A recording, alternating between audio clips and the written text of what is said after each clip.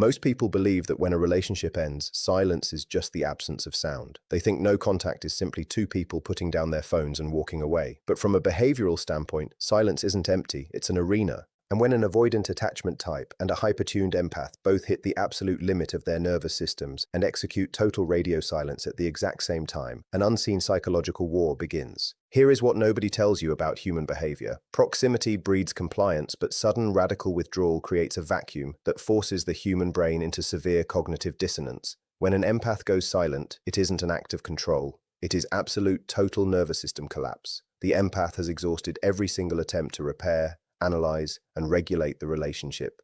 When they stop talking, their brain undergoes a massive drop in dopamine and oxytocin, triggering withdrawal symptoms identical to substance detox. But because the empath's primary behavioral driver is emotional processing, their silence is internal recalibration. They go inward, they process the pain in real time, staring directly into the sun of their own grief. On the other side of the dynamic, you have the avoidant. When the avoidant initiates or accepts no contact, their limbic system initially registers it as sweet, glorious relief. The threat to their autonomy is gone, their heart rate stabilizes, their cortisol levels drop. They step into what behavioral analysts call the phantom X phase, where they feel completely in control, superior, and justified. They assume the empath is doing what the empath always does, stewing, longing, waiting, and preparing a massive emotional text message. Except this time, that message never comes. Day 7 arrives, day 14, day 21, and right around day 30, a massive hidden neurochemical shift occurs, one that flips the entire power dynamic of the relationship upside down. The avoidant subconscious, which relies entirely on the predictability of the empath's emotional pursuit to maintain its defense mechanisms, suddenly realizes the safety net is gone. The silence that once felt like freedom begins to feel like absolute abandonment. The avoidant enters a delayed panic spiral, while the empath, having already processed the worst of the emotional pain, is stepping into absolute psychological immunity. If you don't understand the precise behavioral mechanics of what happens during the silence, you will make the single biggest mistake people make in human relationships. You will mistake an avoidant's initial relief for victory and an empath's initial agony for weakness. By the time you finish this breakdown, you will never view silence, attachment styles, or power dynamics the same way again. There is a psychological phenomenon that happens in less than 1% of relationship breakups, a moment so precise, so quiet, and so absolute that it completely alters the neural trajectories of two people forever. It happens when the empath finally stops fighting and the avoidant finally gets the space they demanded. Pay very close attention. I'm going to break down the exact predictable behavioral timeline that occurs when both of these profiles execute absolute silence simultaneously. I will show you the covert micro-behaviors, the delayed psychological shockwaves, and the exact 30-day physiological threshold where one of these two people completely shatters. And I guarantee you it is never the person you think. Let's look at the baseline. In phase 1, the first 1 to 14 days, you are observing two completely different neurological events disguised as the same action. The empath goes silent because their nervous system has breached maximum capacity. Their brain is flooded with stress hormones. They are experiencing literal physical withdrawal. Every fiber of their evolutionary wiring is screaming at them to reach out, fix the issue, and secure the bond. But when an empath reaches absolute zero, a circuit breaker trips. They don't go quiet to manipulate, they go quiet to survive. The avoidant reads this silence through a faulty cognitive filter. In the first 2 weeks, the avoidant experiences a massive drop in threat perception. Their brain interprets the empath's absence not as a loss, but as the restoration of autonomy. They feel unburdened. They display elevated baseline energy, increased social engagement, and absolute confidence that they won the confrontation. They tell themselves, they always come back, they need me. This is where the trap is set. Because while the avoidant is coasting on temporary relief, the empath is doing the agonizing work of emotional digestion. The empath is burning through the grief in real time. They are looking at the facts, analyzing the micro-expressions, remembering the broken promises, and recalibrating their baseline reality. Then comes phase 2, days 15 to 45, the great reversal. Around week 3, the empath's neurobiology begins to settle. Cortisol levels drop, dopamine pathways remap. The empath moves from severe grief into cold, crystalline clarity. They realize they didn't lose a partner. They lost a full-time job managing someone else's emotional instability. And right as the empath achieves cognitive sovereignty, the avoidant hits a psychological wall. You see, the avoidant's entire ego defense mechanism relies on a concept called implicit availability. They don't actually want to be alone. They just want to know you're available if they decide to look. But when week 3 becomes week 4 and no text arrives, no call comes in, and no emotional signal leaks out, the avoidant's subconscious enters a state of severe disorientation. The silence stops feeling like freedom and starts feeling like rejection. Watch what happens next, because this is where micro-behavioral leakage occurs. The avoidance ego cannot tolerate directly reaching out and risking rejection, so they begin executing indirect probing. They watch your social media stories within seconds of posting. They drop vague, cryptic quotes. They show up at places you frequent. They ask mutual acquaintances subtle edge case questions designed to check if you're still suffering. They are testing the fence to see if the electric charge is still active. When they hit that fence and realize there's no charge left, that the empath has gone completely cold, the avoidant enters delayed catastrophic grief. The suppressive walls collapse. All the emotions they ran from on day 1 come flooding in on day 40. By the time the avoidant finally builds up the courage to send a tentative, low-risk ping, a simple, "Hey, hope you're well," it is far too late. The empath receives the message, looks at the screen, and feels nothing. No heart race, no spike in adrenaline, just the neutral, objective observation of a behavioral pattern they've completely outgrown. The ultimate law of human interaction is simple. The person who is willing to feel the pain immediately will always master the dynamic, while the person who runs from the pain will eventually be consumed by it. When an empath and an avoidant both go silent, the avoidant gets the isolation they asked for, and the empath gets the freedom they deserve. In phase 1, the immediate window following the declaration of absolute silence, you are witnessing two completely inverted neurological realities, masquerading as the exact same behavioral choice. On paper, both individuals have stopped sending text messages, both have ceased making phone calls, and both have cleared their schedules of each other. But underneath the surface, at the raw level of human neurobiology, the baseline asymmetry is so profound that it dictates every single decision, posture, and emotional shift that will follow over the next 60 days. To understand why this happens, you have to look directly at what occurs inside the empath's nervous system the second contact is broken. The empath's baseline brain architecture is optimized for hyperattunement, emotional co-regulation, and continuous feedback loops. When an empath enters total silence, it is never a tactical maneuver or a calculated power play. It is the physiological equivalent of entering acute medical shock. Their brain experiences a catastrophic drop in oxytocin and dopamine, mimicking the exact neurochemical signatures of sudden drug withdrawal. Their amygdala fires relentlessly, flooding their bloodstream with high concentrations of cortisol and adrenaline. Every single evolutionary neural pathway in their body is screaming at them to bridge the distance, repair the rupture, and re-establish safety through connection. During these initial 14 days, the empath experiences visceral physical pain. Their sleep architecture breaks down, their thoughts race in endless analytical loops, and they relive every micro-interaction leading up to the silence. But here is the critical behavioral reality. Because the empath is forced to endure this neurochemical storm immediately, they are actively burning through the grief in real time. They are staring directly into the fire of the breakup.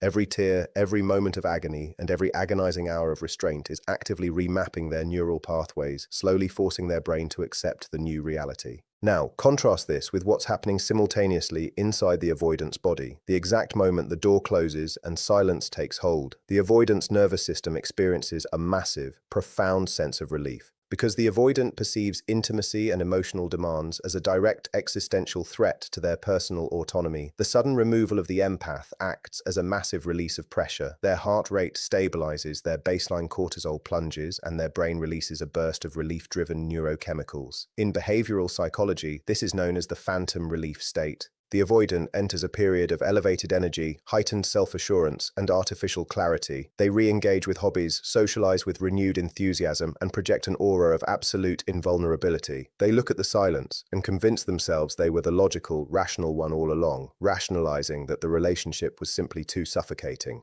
What the avoidant fails to realize in this early stage is that their relief is entirely reliant on a subconscious assumption that the empath is somewhere out there in the dark, suffering, obsessing, and waiting to reach back out. The avoidant's fragile sense of control is subtly anchored to the belief that the empath's emotional pursuit is permanent, even if it's currently quiet. They mistake their temporary physiological unburdening for permanent emotional independence, completely unaware that while they're celebrating a false sense of freedom, the empath is rapidly building an immunity to the pain that will permanently shut the door forever. To understand why the collapse of an avoidant is so absolute during prolonged silence, you must first understand the concept of intermittent reinforcement and how the avoidant covertly feeds on emotional energy. On the surface, the avoidant claims they want space, freedom, and total independence from the empath's high emotional intensity. They preach logic, distance, and self-reliance. But from a structural behavioral perspective, this is a massive psychological illusion. The avoidant's entire ego architecture relies on a hidden baseline mechanism, the passive continuous intake of the empath's emotional pursuit.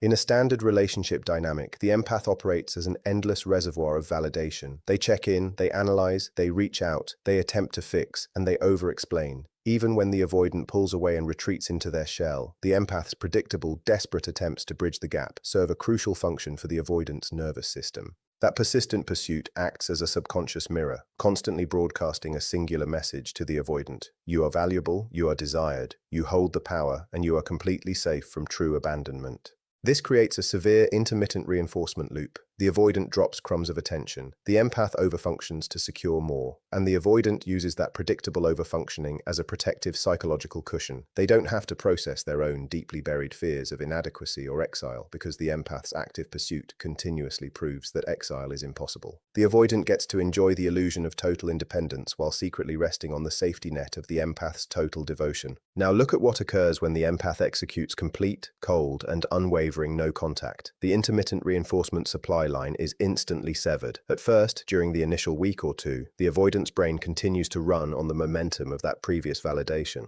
They operate under the implicit assumption that the empath's silence is merely temporary, a brief emotional storm before the inevitable essay-length text message, the tearful phone call, or the desperate plea to talk. The avoidance defense mechanisms stay firmly in place because they firmly believe the safety net is still there, just waiting beneath them. But as the days roll into weeks, a profound structural instability begins to develop inside the avoidant's subconscious. The quiet grows heavy. The predictable emotional signals completely vanish.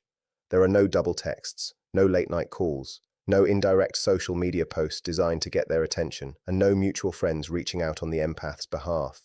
The emotional noise that the avoidant used as a baseline measurement of their own security has flatlined. This total absence of input destabilizes the avoidant's primary defense mechanism. Without the empath's active pursuit to validate their ego, the avoidant is suddenly stripped of their cushion. The illusion of power evaporates. The brain, deprived of the expected validation, begins to register the silence not as comfortable space, but as total psychological starvation. The avoidant relied on the empath to carry the emotional weight of the dynamic. And now that the empath has set that weight down entirely, the avoidant is left holding the empty vacuum of their own unaddressed fear, completely unable to find the validation they never realized they were relying on all along. Around day 30 of total silence, a profound and non-linear physiological shift occurs, a critical threshold where the neurobiology of both parties completely flips. Up until this point, the relationship dynamic was tethered to its old momentum, but right at the 1-month mark, the psychological mechanisms that sustain both the empath's suffering and the avoidance detachment run out of fuel, forcing a massive, irreversible inversion of power. For the empath, the 30-day mark marks the grand finale of acute emotional detox. In the early weeks, their brain was operating in a state of high-alert survival, processing massive spikes of cortisol while frantically searching for connection. But human physiology is designed for adaptation. By continuously staying silent and facing the grief without reaching for a quick fix, the empath's neural pathways undergo a massive recalibration. Down-regulated dopamine receptors begin to reset. Baseline heart rate variability stabilizes. The intense visceral panic of abandonment dissolves, giving way to a cold, objective clarity. This is the moment the empath achieves cognitive sovereignty. They step entirely out of the emotional fog and begin looking at the avoidant, not through the lens of idealization or potential, but through the lens of cold behavioral evidence. They realize the dynamic was exhausting, one-sided, and fundamentally unsustainable. The empath stops asking, "Why didn't they choose me?" and starts asking, "Why was I sacrificing my nervous system for someone who offered so little?" The emotional debt has been paid in full, leaving behind a state of pure psychological immunity. Simultaneously, the avoidance neurological landscape is undergoing an entirely opposite catastrophic collapse. Between days 30 and 45, the suppressive defense mechanisms that allowed the avoidant to feel initial relief completely break down. In behavioral science, this is known as delayed grief processing. The avoidant's subconscious, which operated under the comfortable assumption that the empath was still secretly waiting in the wings, finally recognizes that the safety net is gone. The psychological buffer has dissolved. The dopamine high of initial freedom wears off, and the suppressive walls that held back feelings of inadequacy, guilt, and fear come crashing down all at once. The avoidance brain, suddenly deprived of the empath's predictable energy, registers the silent vacuum as true, permanent exile. Their baseline cortisol skyrockets. The autonomy they celebrated in week 2 now feels like a freezing, desolate isolation. What makes this flip so devastating for the avoidant is the element of timing. They're entering the acute, terrifying phase of emotional agony at the exact moment the empath is exiting it. As the avoidant starts to drown in the realization of what they've lost, the empath is taking their first deep breath of true freedom. The avoidant's ego defense mechanisms, designed strictly to avoid vulnerability, are now entirely useless against the overwhelming weight of their own delayed regret, leaving them completely exposed to the very pain they spent a lifetime trying to run from. As the 30-day threshold passes and the avoidant's internal collapse accelerates, their ego faces a severe structural dilemma. On one hand, their suppressed panic and growing realization of loss are screaming at them to bridge the gap. On the other hand, their core attachment wound, the overwhelming fear of vulnerability, shame, and rejection, prevents them from making a direct, mature, or honest attempt at communication. They cannot simply pick up the phone and say, "I made a mistake, I am hurting, and I miss you." Doing so would completely shatter their carefully constructed defense mechanism of superiority and self-reliance. To bypass this paralysis, the avoidant begins to display a distinct pattern of behavior known as micro-behavioral leakage. These are covert, highly calculated, low-risk actions designed to test the boundary without risking their fragile ego. The entire objective of micro-behavioral leakage is to send a subtle psychological ping to the empath's radar, forcing the empath to break the silence first and effectively relieving the avoidant of all accountability. The first manifestation of this leakage almost always occurs across digital channels. The avoidant who previously ignored or glossed over the empath's digital presence suddenly becomes a persistent, ghost-like spectator. They begin watching social media stories within seconds or minutes of posting. They don't like the content, leave a comment, or send a direct message. They simply ensure their name appears at the very top of the viewer list. This is not accidental. It's a deliberate behavioral breadcrumb designed to signal, "I am watching you, think about me." If story viewing fails to provoke a response, the micro-behavioral leakage escalates into symbolic posting and subtle environment manipulation. The avoidant will begin sharing ambiguous quotes, songs with specific emotional weight from the relationship, or photos from locations that hold shared significance. They might suddenly reactivate old profiles, change their profile picture to a memory tied to the dynamic, or post content specifically tailored to trigger the empath's known interests or empathetic nature. Every single upload is a passive line cast into the water, waiting for a bite.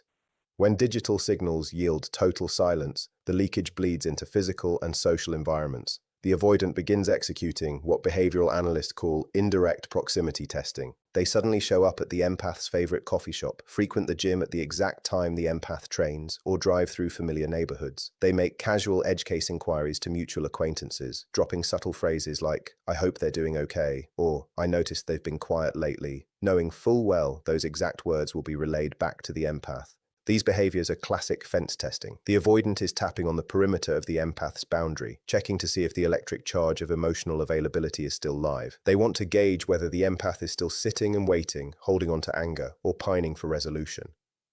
But what the avoidant fails to realize is that to an empath who has already achieved cognitive clarity, these indirect probes don't look like affection or genuine effort. They look like the desperate, low-investment maneuvers of a person who wants the benefits of connection without paying the price of true accountability. The final stage of simultaneous no contact reveals the ultimate law of human dynamics. The individual who willingly submits to the immediate burning process of emotional processing will always acquire absolute, unassailable psychological leverage over the individual who attempts to bypass it. In the opening phase, the power dynamic appears completely inverted. The avoidant, cloaked in cold detachment and artificial indifference, seems to hold all the cards. They walk away unbothered, while the empath is left shattered, navigating the agonizing physiological withdrawal of a severed bond.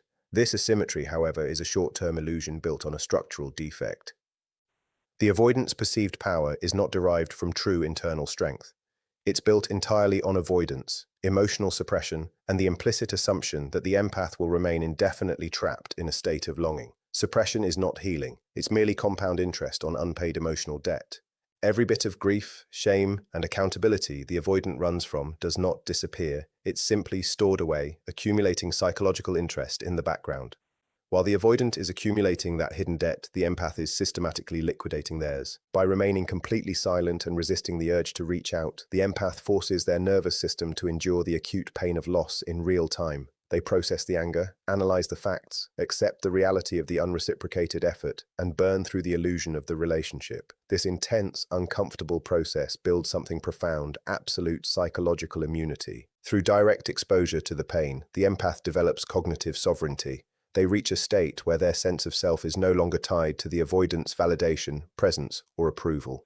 When the 30 to 45-day threshold arrives, the bill for the avoidant's unpaid emotional debt finally comes due.